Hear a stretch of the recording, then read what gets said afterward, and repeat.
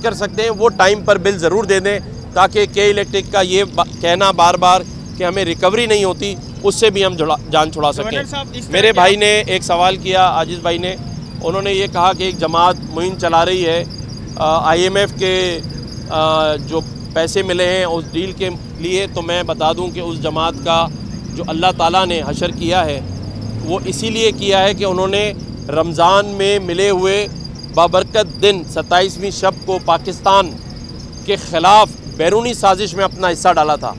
उसी वजह से 9 मई जैसे वाक़े के बाद, जो कि वो चाहते थे कि कौम टूट जाए, अल्लाह ने पूरी कौम एक कर दी।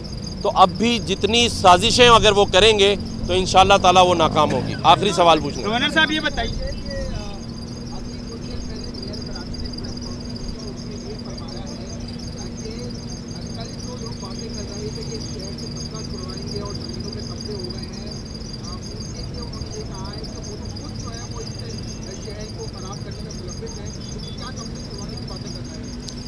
देखिए, मैं ज़्यादा बात इसलिए नहीं करूँगा कि मेरा मनसब इजाज़त नहीं देता कि मैं मेयर कराची की बातों का जवाब दूँ।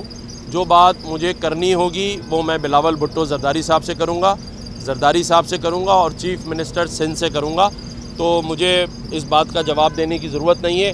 जो इस शहर और इस सूबे के लोग बात कर रहे हैं उनकी आवाज़ मैं बनूँगा। कल मैं भादराबाद गया था, मुझे खालिद मकबूल सिद्दीकी भाई ने 40 से ज़्यादा कराची के सनतकारों, बिज़नेसमैनों और कराची में रहने और सिंध में रहने वालों की एप्लीकेशंस दिखाई हैं। उन्होंने मुझे कहा, उन्होंने मुतालबा किया है मीडिया के सामने कि इस पर आप कोई कार्रवाई करें और वफाक से बात करें। तो ये मैंने MQM के मुतालबे पर बात की है। मैं नहीं समझता कि ये किसी सियासी जमात के लिए है।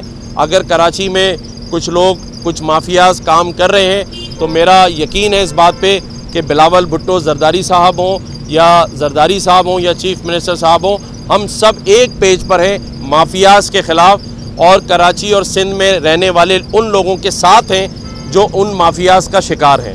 जी शुक्रिया बहुत बहुत।